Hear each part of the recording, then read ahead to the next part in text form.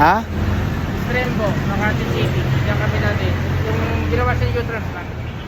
Elevated U-Trans lang. Along C5 Road. Doon kami natin. Tapos bakit ka nagaganyan? Kasi nga, dahil namatay yung una yung mother ko. So, nandun ako sa mother ko. Tapos after 1 month, sumunod yung mother ko, heart attack din. Parehas sila. Oo. So, na-depress ako, hindi na ako makapag-concentrate sa work ko. So, umalis ako sa work ko. Pero sayang. Mahirap din kasi, hindi ako makapag-concentrate. Tapos, mag-work pa ako. Sobrang depression sa Oo, buhay. tsaka sa kanila ako kasi nagsusulit eh. Yung pag may yung sweldo ko ba, so sa kanila ako binibigay. So naisip ko, ako na lang mag-isa. Wala akong kapatid naman eh. So, bakit ko pa, ano yung, sino pa bubuhayin ko dun sa doon ako na yung father ko, doon ako nakapunta sa mother ko. So hindi ko inaasahan kasi senior eh. So may nagsabi sa mga kapitbahay na pag senior daw, susunod yung isa. So, sabi So ko, ngayon, paano yung pang-araw-araw mo?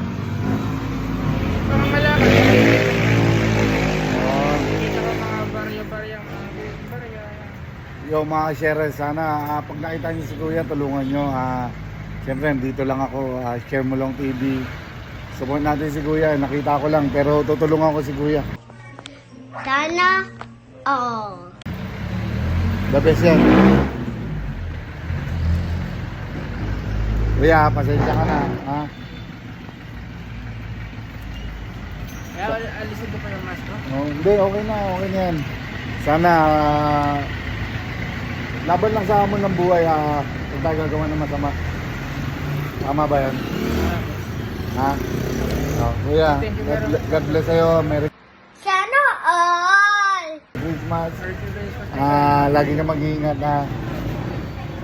Tuloy-tuloy lang. Pag kaya mo tumulong, tumulong ka na rin, ha? Wala pa ako dito, no, lockdown pa. 2020 pa. So, bali magka 4 years na ako dito nag-extra bukas-bukas. Sige Kuya, ingat lagi. Thank you very much. Yes, God bless you. Share Mo Lang TV, siyempre. Love you.